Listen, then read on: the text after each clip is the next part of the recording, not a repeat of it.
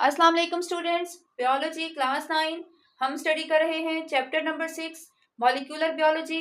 और हमारा आज का टॉपिक है nucleic acids. Nucleic acids living organisms के बहुत इंपॉर्टेंट बायो कंपाउंड्स हैं। इंपॉर्टेंट कैसे हैं? हमारी बॉडी में, लिविंग ऑर्गेनिजम्स की बॉडी में जो जेनेटिक इंफॉर्मेशंस हैं, जीन्स हैं, वो एक जनरेशन से दूसरी जनरेशन तक न्यूक्लिक एसिड्स ही ट्रांसफर करते हैं। अगर न्यूक्लिक एसिड्स ही हमारी बॉडी में नहीं होंगे तो न्यू ऑफस्प्रिंग नहीं बन सकेगा। कैरेक्टर्स और जीन्स एक जनरेशन से दूसरी जनरेशन में ट्रांसफर नहीं हो सकेंगी। रिप्रोडक्शन में इनका बहुत इंपॉर्टेंट रोल है। रिप्रोडक्शन प्रोसेस नहीं हो सकेगा। ये डिटेल्स हम आगे पढ़ेंगे। न्यूक्लिक एसिड का टॉपिक स्टार्ट करते हैं। न्यूक्लिक एसिड टू टाइप्स के होते हैं, deoxyribonucleic acid and ribonucleic acid. Deoxyribonucleic acid की शॉर्ट फॉर्म है डीएनए एंड राइबोन्यूक्लिक एसिड की शॉर्ट फॉर्म है आरएनए। ये दोनों हमारी बॉडी में प्रेजेंट होते हैं, लिविंग ऑर्गेनिजम्स की बॉडी में प्रेजेंट होते हैं। न्यूक्लिक एसिड्स, इन दोनों को मिला के कंबाइनली इन दोनों को न्यूक्लिक एसिड्स कहा जाता है। सेपरेटली इनको डीऑक्सीराइबोन्यूक्लिक एसिड यानी कि डीएनए और राइबोन्यूक्लिक एसिड यानी कि आरएनए का नाम दिया जाता है। ये किससे बने हैं? ये बने हैं न्यूक्लियोटाइड से। Nucleotides are the building blocks of nucleic acids और डीएनए एंड आरएनए। न्यूक्लियोटाइड से मिलकर जब बहुत से न्यूक्लियोटाइड्स एक जगह इकट्ठे होंगे तो डीएनए और आरएनए बनेंगे। न्यूक्लियोटाइड के स्ट्रक्चर में तीन चीजें प्रेजेंट हैं। न्यूक्लियोटाइड फर्दर तीन कंपोनेंट्स से मिलकर बना है। वो कंपोनेंट्स कौन से हैं? नंबर 1 है पेंटोज शुगर।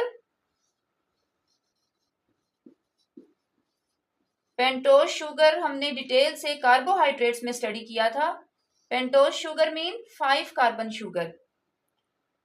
ऐसी शुगर जिसमें, या ऐसा कार्बोहाइड्रेट जिसमें 5 कार्बन एटम्स प्रेजेंट होते हैं और वो मजीद बॉन्ड्स बनाते हैं। तो 5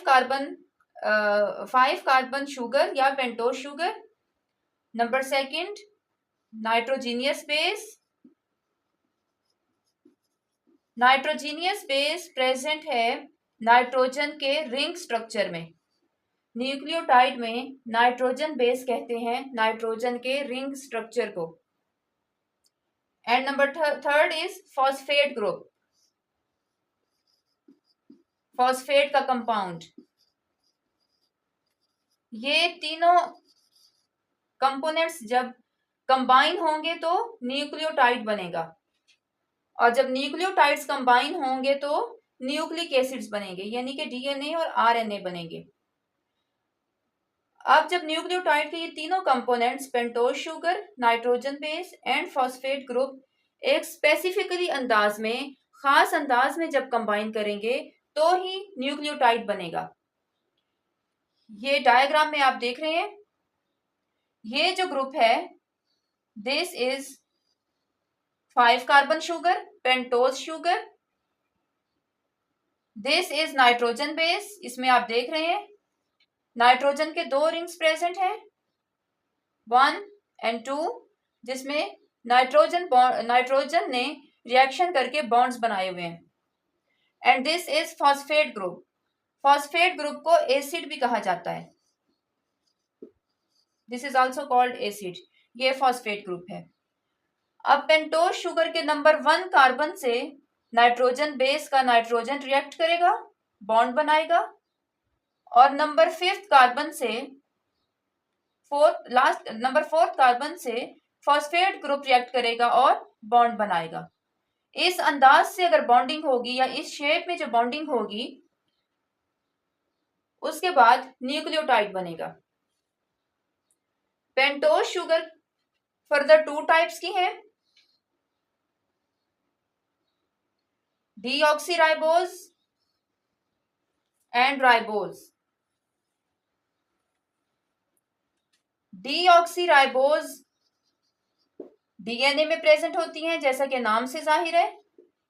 राइबोज शुगर्स जो हैं वो आरएनए में प्रेजेंट होती हैं, जैसा कि नाम से जाहिर है।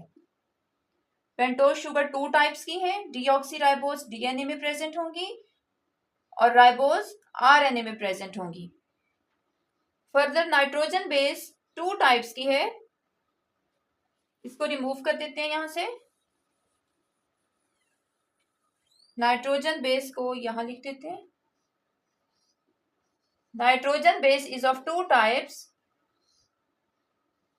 प्यूरीन्स एंड पैरामिडीन्स। ये नाइट्रोजन बेस की टाइप्स हैं। प्यूरीन्स उस नाइट्रोजन बेस को कहते हैं जिसमें 2 रिंग स्ट्रक्चर्स होंगे। नाइट्रोजन 2 रिंग्स बनाएगा। 2 रिंग स्ट्रक्चर्स इज कॉल्ड प्यूरीन्स। और अगर जिस न्यूक्लिक एसिड में नाइट्रोजन का सिंगल स्ट्रक्चर होगा, सिंगल रिंग होगा, ओनली 1 रिंग इज प्रेजेंट, उसको हम कहेंगे पैरामिडीन्स।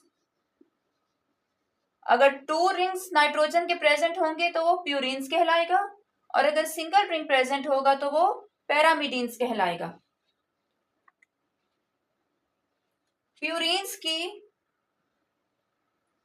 प्यूरीन्स को यानी कि 2 रिंग्स को फर्दर नेमिंग की गई है।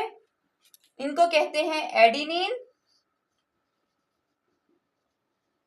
And guanine.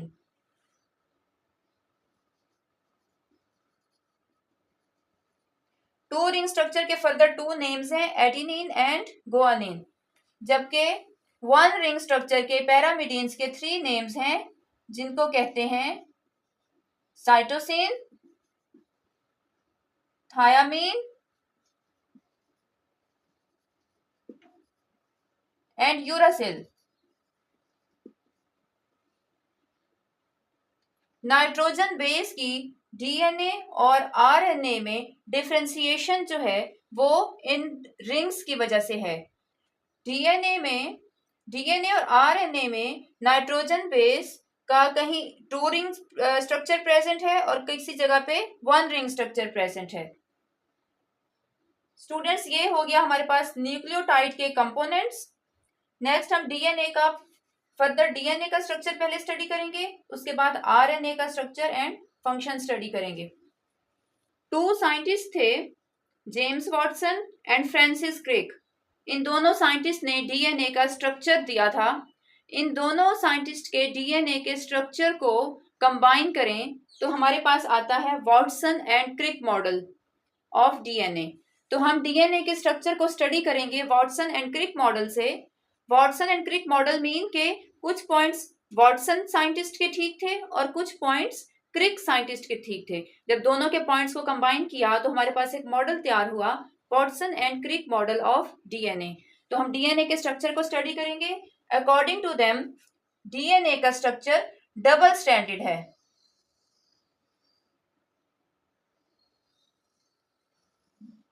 Double stranded structure है। ये दोनों स्ट्रैंड्स एक दूसरे के एंटी पैरेलल हैं। यहां पर न्यूक्लियोटाइड्स प्रेजेंट है, जो कि इन दोनों स्ट्रैंड्स पे न्यूक्लियोटाइड्स प्रेजेंट है। न्यूक्लियोटाइड्स मीन उसके तीनों components, 5 carbon sugar, phosphate group and nitrogen bases. ये एक लैडर की फॉर्म में है, सीढ़ी की फॉर्म में स्ट्रक्चर है, जो कि एक दूसरे के ऊपर कॉइल हुआ है। अब ये दोनों स्ट्रैंड्स एक दूसरे के साथ बॉन्ड्स बनाते हैं। For example,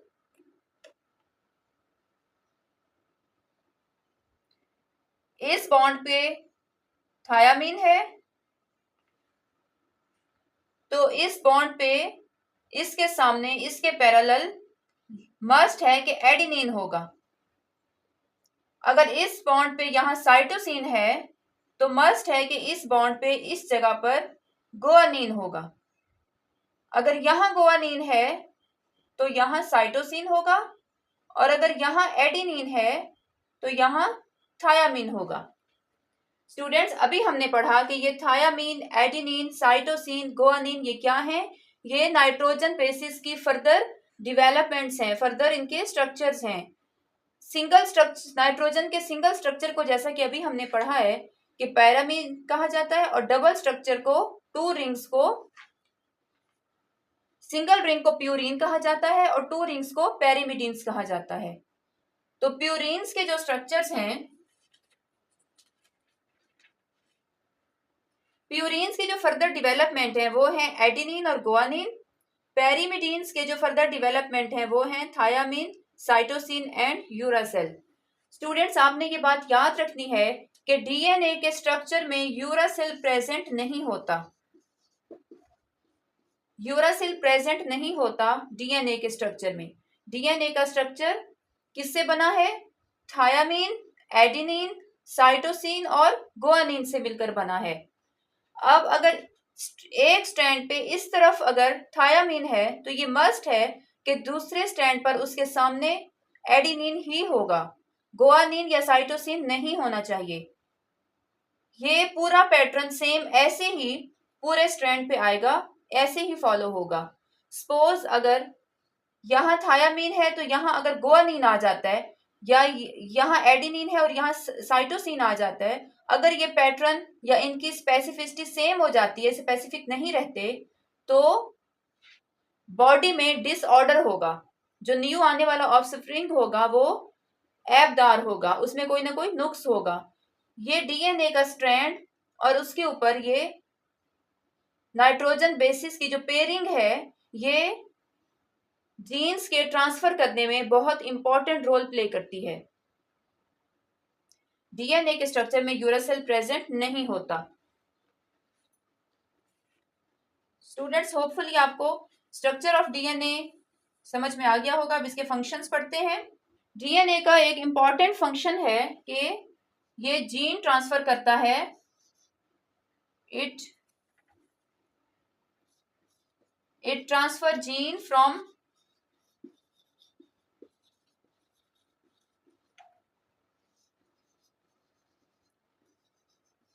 one generation to the other generation.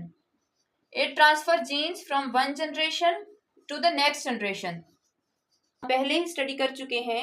Jeans transfer का क्या मतलब है? कैरेक्टर्स ट्रांसफर करता है, कैरेक्टरिस्टिक्स ट्रांसफर करता है। फॉर एग्जाम्पल, अगर पेरेंट्स की हाइट लॉन्ग है, लॉन्ग हाइटेड है, लंबे हैं, तो ऑटोमेटिकली बच्चे भी लंबे होंगे। अगर पेरेंट्स के बाल ब्लैक हैं तो बच्चों के भी ब्लैक होंगे। अगर पेरेंट्स का रंग गोरा है, बच्चों का भी गोरा होगा। तो ये जीन्स हैं जो ट्रांसफर होती हैं पेरेंट्स से ऑफस्प्रिंग तक। तो कुछ कैरेक्टरिस्टिक्स हैं जो बच्चे की अपनी होती हैं, लेकिन बेसिकली वो अपने माँ बाप जैसा ही होता है। इसको कहते हैं जीन्स। जीन्स ट्रांसफर होती हैं माँ बाप से बच्चे तक, एक जनरेशन से दूसरी तक, थ्रू डीएनए। स्टूडेंट्स, हम सेल साइकिल के चैप्टर में कंप्लीट स्टडी कर चुके हैं कि हमारी जो सेल में न्यूक्लियस है उसमें डीएनए प्रेजेंट होता है एक थ्रेड लाइक फाइबर की फॉर्म में। डीएनए जब कंडेंस होता है तो कंडेंस फॉर्म को क्रोमोसोम कहते हैं। क्रोमोसोम के ऊपर यहां पर हमारी जीन्स होती हैं। जीन्स को कलेक्टिवली कहा जाता है जीनोम। जीन्स को कलेक्टिवली जीनोम का नाम देते हैं। फर्दर सेक्सुअल रिप्रोडक्शन से मेयोसिस के प्रोसेस में ये क्रोमोसोम्स डिवाइड होते हैं। Male gametes and female gametes जब फर्टिलाइज होते हैं तो जाइगोट बनता है। ये सारी इंफॉर्मेशंस जाइगोट में ट्रांसफर हो जाती हैं। मेल एंड फीमेल गैमीट्स के फर्टिलाइज होने के बाद जाइगोट में ट्रांसफर हो जाती हैं, और जाइगोट फर्दर डेवलपमेंट के बाद ऑफस्प्रिंग बनता है, न्यू ऑफस्प्रिंग बनता है। तो इस तरह सेक्सुअल रिप्रोडक्शन में और मेयोसिस के प्रोसेस के बाद जीन्स एक जनरेशन से अगली जनरेशन में ट्रांसफर कर जाती हैं। स्टूडेंट्स, ये है हमारा डीएनए का टॉपिक। नेक्स्ट हम आरएनए का स्ट्रक्चर एंड फंक्शन स्टडी करते हैं। Structure of RNA. RNA ribose sugar से मिलके बनी है, जैसा कि डीएनए डीऑक्सी राइबोज शुगर से बनी थी, लेकिन इनमें राइबोज शुगर है। और आरएनए का स्ट्रक्चर सिंगल स्ट्रैंडेड स्ट्रक्चर होता है ऐसे। नाइट्रोजन बेस में यूरासिल प्रेजेंट है instead of thymine. Uracil is present instead of thymine. DNA में थायामीन प्रेजेंट था, लेकिन इसमें यूरासिल प्रेजेंट है। आरएनए का स्ट्रक्चर सिंगल स्ट्रैंडेड है, सो इसके जो न्यूक्लियो नाइट्रोजन बेसिस के कंपाउंड्स हैं, एलिमेंट्स हैं, वो यूं हवा में होंगे, बोथ साइड्स पे होते हैं, ऐसे हवा में होंगे। किसी नेक्स्ट आगे कुछ है नहीं, तो इसमें प्रॉपर फर्दर बॉन्डिंग भी नहीं होगी। आरएनए 3 टाइप्स के हैं। Messenger RNA,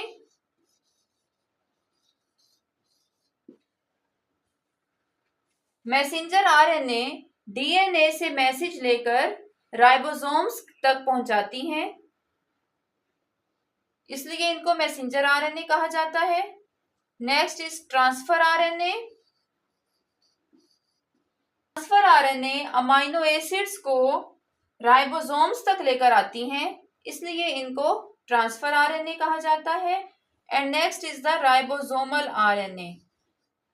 ribosomal RNA ribosomes के ऊपर प्रेजेंट होती हैं, इसलिए इनको राइबोसोमल आरएनए कहा जाता है। Biological informations, for example synthesis of protein, DNA से आरएनए, आरएनए से राइबोसोम्स और राइबोसोम से प्रोटीन सिंथेसिस तक, इस सारे फ्लो को कहते हैं सेंट्रल डोग्मा ऑफ लाइफ। जैसा कि प्रोटीन्स हमारी बॉडी का बहुत इंपॉर्टेंट एंड मेजर कंपोनेंट्स है, उनकी जो सिंथेसिस है वो बहुत इंपॉर्टेंट है हमारी बॉडी के लिए, और उनकी प्रोटीन सिंथेसिस में डीएनए एंड आरएनए दोनों ही रोल प्ले करते हैं। डीएनए न्यूक्लियस में आरएनए को मैसेज देगा कि प्रोटीन सिंथेसिस की जाए। अब आरएनए का जो मैसेंजर आरएनए है वो मैसेज लेकर साइटोप्लाज्म में जाएगा, राइबोसोम्स के पास। यहां से ट्रांसफर आरएनए अमाइनो एसिड्स को अटैच करेंगे राइबोसोम्स के पास, राइबोसोम्स के साथ अमाइनो एसिड्स को अटैच करेंगे, और उसके बाद प्रोटीन सिंथेसिस होगा, प्रोटीन तैयार हो जाएगी।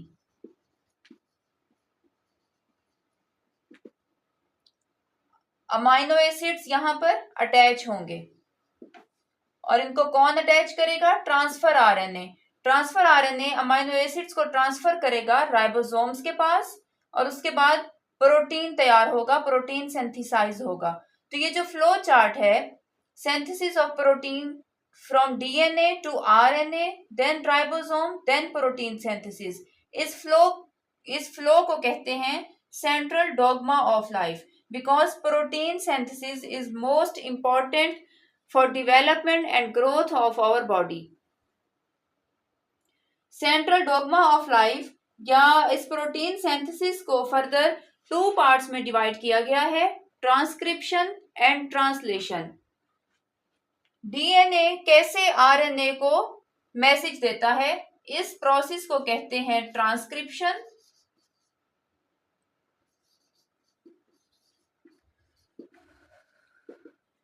जैसा कि डीएनए डबल स्ट्रैंडेड है,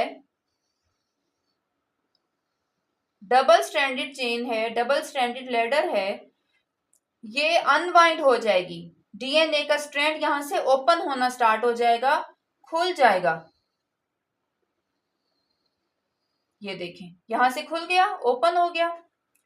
अब जब ये ओपन होगा तो यहीं पे आरएनए का सिंगल स्ट्रैंड बनना स्टार्ट हो जाएगा।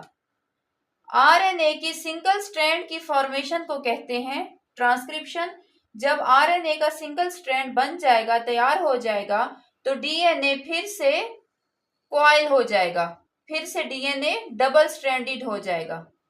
ठीक है। Next step is translation. अब ये जो सिंगल स्ट्रैंडेड आरएनए तैयार हुआ है, ये कौन सा आरएनए है? Messenger RNA. अभी मैंने आपको बताया कि मैसेंजर आरएनए डीएनए से इंफॉर्मेशन लेकर राइबोसोम्स में जाएगा। तो this is messenger RNA. Messenger RNA cell के न्यूक्लियस में प्रिपेयर हुआ है, इसके बाद ये मूव कर जाएगा साइटोप्लाज्म में। साइटोप्लाज्म में राइबोसोम्स के साथ अटैच हो जाएगा। जब राइबोसोम्स के पास ये आएगा तो साथ ही ट्रांसफर आरएनए अमाइनो एसिड्स को राइबोसोम्स के साथ अटैच कर देंगे। मैसेंजर आरएनए डीएनए से मैसेज लेकर आया है कि अमाइनो एसिड्स को राइबोसोम्स के साथ अटैच किया जाए। फौरन ही ट्रांसफर आरएनए अमाइनो एसिड्स को राइबोसोम्स के साथ अटैच कर देगा। अमाइनो एसिड एक स्पेसिफिक सीक्वेंस में राइबोसोम्स के साथ अटैच हो जाएंगे और एक पॉलीपेप्टाइड चेन बन जाएगी। पॉलीपेप्टाइड चेन के बारे में हमने प्रोटीन में कंप्लीट इसकी स्टडी की है, डिटेल से स्टडी किया है। अमाइनो एसिड जब एक स्पेसिफिक सीक्वेंस में अटैच होंगे तो एक पॉलीपेप्टाइड चेन बन जाएगी। इनकी अटैचमेंट के बाद प्रोटीन सिंथेसाइज हो जाएगा, प्रोटीन तैयार हो जाएगा। अब अमाइनो एसिड का स्पेसिफिक सीक्वेंस भी डीएनए ने मैसेंजर आरएनए के थ्रू यहाँ भेजा है। मैसेंजर आरएनए ने वो स्पेसिफिक कोड ट्रांसफर आरएनए को ट्रांसफर किया है और ट्रांसफर आरएनए ने उसी स्पेसिफिक कोड से, उसी स्पेसिफिक सीक्वेंस से अमाइनो एसिड को पॉलीपेप्टाइड चेन में अरेंज किया है। जैसे ही अमाइनो एसिड राइबोसोम्स के साथ अटैच होंगे तो प्रोटीन सिंथेसाइज हो जाएगा। जब प्रोटीन सिंथेसाइज हो जाएगा तो वो हमारी बॉडी के डिफरेंट फंक्शंस में परफॉर्म करेगा। प्रोटीन के फंक्शंस हम प्रोटीन्स के टॉपिक में डिटेल से स्टडी कर चुके हैं। स्टूडेंट्स, इसको कहते हैं central dogma of life. Message transfer from DNA to RNA and then ribosomes and then synthesize of protein. Protein synthesis के मैसेज को, एक फ्लो चार्ट को सेंट्रल डॉगमा ऑफ लाइफ का नाम दिया जाता है। इसके 2 स्टेप्स हैं, ट्रांसक्रिप्शन एंड ट्रांसलेशन। स्टूडेंट्स, हमारा आज का टॉपिक कंप्लीट हुआ। इसकी सॉल्व्ड एक्सरसाइज आपको नेक्स्ट वीडियो में इंशाल्लाह मिल जाएगी। मजीद लेक्चर्स के लिए और सॉल्व्ड एक्सरसाइजेस के लिए मेरा यूट्यूब चैनल सब्सक्राइब कर लें। चैनल का नाम है बायोलॉजी क्लास विद मी। इस चैनल पे आपको एग्जाम्स की प्रिपरेशन भी करवाई जाएगी और इंशाल्लाह एग्जाम्स के लिए गेस्ट भी लगवाए जाएंगे। आपको मेरी वीडियो कैसी लगी, लेक्चर कैसा लगा, कोई क्वेश्चन है तो कमेंट बॉक्स में पूछ लीजिएगा। मैं पूरी कोशिश करूंगी आपको रिप्लाई करने की। Thank you. Allah Hafiz.